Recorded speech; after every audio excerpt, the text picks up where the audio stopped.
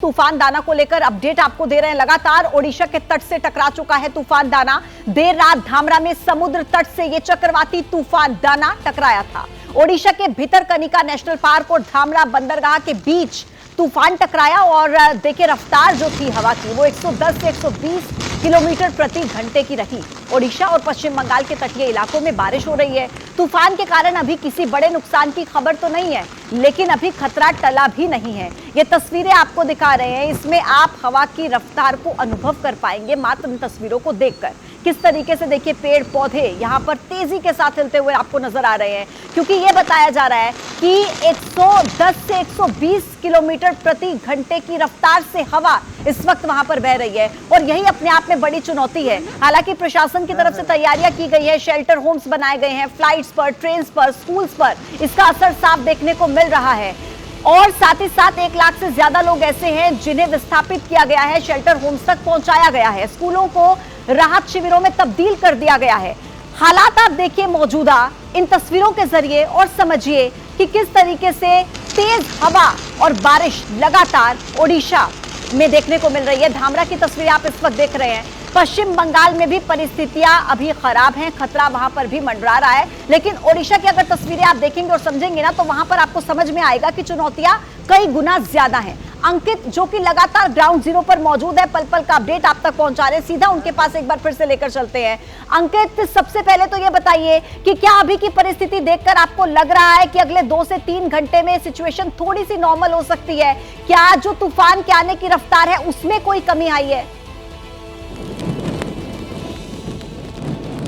नहीं, बिल्कुल नहीं। अभी जो हवाओं की रफ्तार है वो उसी तरह से है, अभी जो बारिश है वो उसी तरह से हो रही है। लेकिन हाँ, इतना ज़रूर है, मौसम विभाग का जो आधिकारिक अब तक जो जानकारी है उसमें ये कहा गया है कि अभी 2 से 3 घंटे बाद ये तूफान तट से टकरा करके आगे बढ़ जाएगा, क्योंकि ऐसा नहीं है कि तूफान जो है तट से टकराया।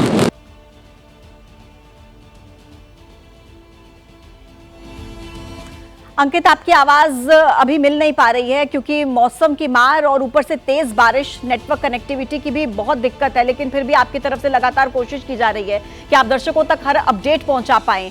उस बीच जो तस्वीरें हमारे पास सामने आ रही हैं, ताजा जो तस्वीरें हैं वो लगातार हम अपने दर्शकों को दिखा रहे हैं कि जो हवा की रफ्तार है वो बढ़ी हुई है। हालांकि अनुमान मौसम विभाग की तरफ से भी ये जताया जा रहा है कि हो सकता है दोपहर तक थोड़ी सी कमी देखने को मिले और थोड़ा सा जो ये तूफान है ये कम आपको वहां पर इसकी परिस्थिति देखने को मिले। लेकिन अभी के अगर आप हालात देखेंगे सुबह सुबह के ओडिशा और बंगाल के तटीय इलाकों में इसका प्रभाव साफ तौर पर देखा जा सकता है। हालांकि पहले कहा जा रहा था कि सुबह 5:30 बजे तक बड़ा खतरा है, लेकिन अभी भी खतरा टला नहीं है, क्योंकि जिस तेजी के साथ, जिस रफ्तार के साथ हवाएं वहां पर बह रही हैं, ये अपने आप में लोगों के लिए चुनौतियां बढ़ा रही हैं और कोई नुकसान ना हो इसके लिए लगातार तैयारियां की जा रही हैं। और अभी भी प्रशासन, सरकार मुस्तैदी के साथ नजर बनाए हुए है। एनडीआरएफ, एसडीआरएफ की टीमों को तैनात किया गया है, लेकिन खतरा अभी बरकरार है क्योंकि हवा तेजी के साथ बहती हुई नजर आ रही है। अंकित एक बार फिर से हमारे साथ कनेक्ट हो गए हैं। अंकित, आप अपनी बात पूरी कीजिएगा और दर्शकों को बताइए कि मौसम विभाग के अनुमान के हिसाब से क्या दोपहर तक ये तूफान थोड़ा सा ढीला पड़ सकता है? जी बिल्कुल, हाँ, दोपहर तक अगर आप बात करेंगे तो बिल्कुल जो धीरा पड़ सकता है। लेकिन अगर अभी के हम अगले 2-3 घंटों की बात करें या सुबह 9 बजे तक की बात करें तो बहुत ज्यादा हालात नहीं बदलेंगे। और ये हालात रात में जो है 11 बजे से बनने शुरू हुए थे और 1 बजे के बाद में और ज्यादा मुश्किल होती जा रही है। उसकी वजह क्या? उसकी वजह यह है कि तूफान तट से टकराया, पहले तूफान का अगला हिस्सा और उसके बाद में तूफान का पिछला हिस्सा।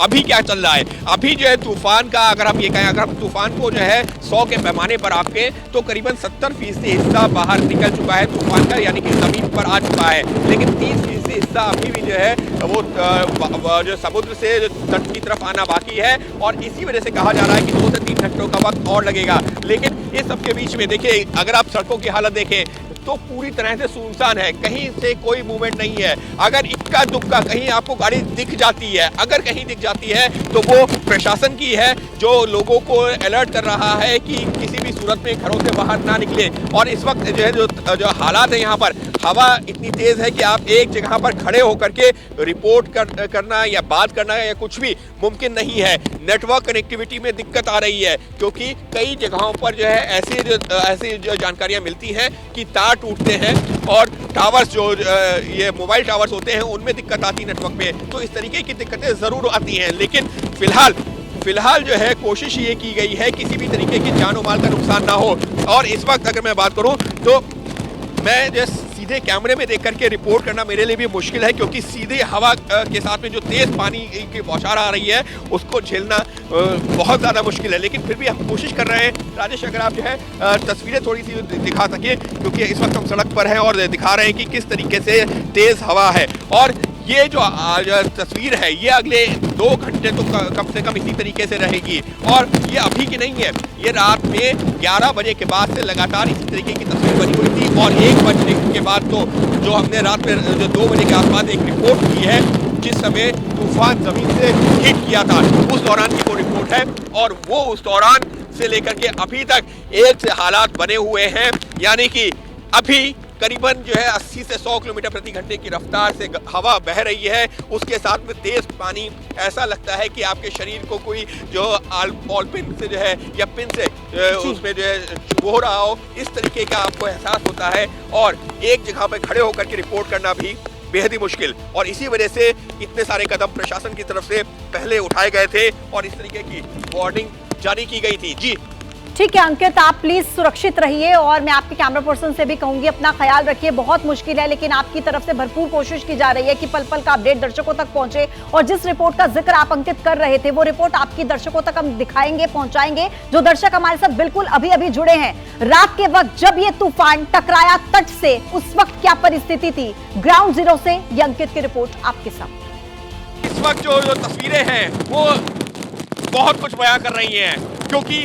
जो दाना तूफान है वो हिट कर गया है, यानी कि उसका लैंडफॉल हो गया है। और इस वक्त जो है यहाँ पर करीबन 100 किलोमीटर प्रति घंटे की रफ्तार से हवाएं चल रही हैं। खड़े होना मुश्किल है। हालांकि हम बता रहे हैं हम इस वक्त समुद्र तट के आसपास नहीं है, वहाँ से करीबन जो 2 किलोमीटर की दूरी पर है, लेकिन फिर भी इस वक्त यहाँ खड़े रहना मुश्किल है। उसकी वजह क्या, देखिए काफ़ी तेज़ रफ्तार से हवाएं चल रही हैं, बहुत तेज़ पानी की जो बूंदे, ऐसा लग रहा है कि आपका अगर आप कोई कपड़ा पहने भी हुए हैं तो उसको भी चीर करके जो है निकल जाएंगे। इस तरीके की यहाँ पर तस्वीरें आपको देखने को मिल रही हैं और इसी वजह से हालात ऐसे बनते जा रहे हैं कि निश्चित तौर पर खड़े रहना भी मुश्किल है, काम करना भी मुश्किल है। लेकिन क्योंकि जिस तरीके के हालात हैं तो जो है वो तस्वीरें आप तक पहुंचानी है और वही हम बताने की कोशिश कर रहे हैं कि इस वक्त जो है यहाँ पर किस तरीके के हालात, जहाँ पर जब ये तूफान, ये साइक्लोन, ये जो चक्रवाती तूफान हिट किया है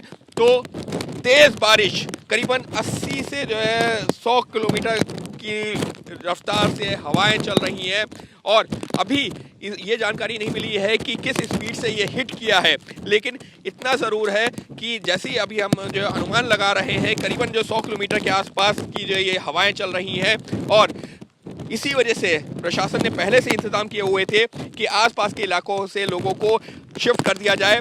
और अब उम्मीद यही करनी चाहिए कि जो प्रशासन ने इंतज़ाम किए थे वो उसमें सफल हुए होंगे और लोगों को किसी तरीके की जान और माल की जो है नुकसान नहीं हुआ होगा। ऐसी जानकारी मिली है कि ये चक्रवाती तूफान, इसका लैंडफॉल हुआ है और एबीपी न्यूज़ मौजूद है उसी जगह पर, उसके एक तरह से जो केंद्र है उसके बेहद ही नज़दीक। और यहाँ पर की जो तस्वीरें हैं वो हम आप तक पहुँचा रहे हैं।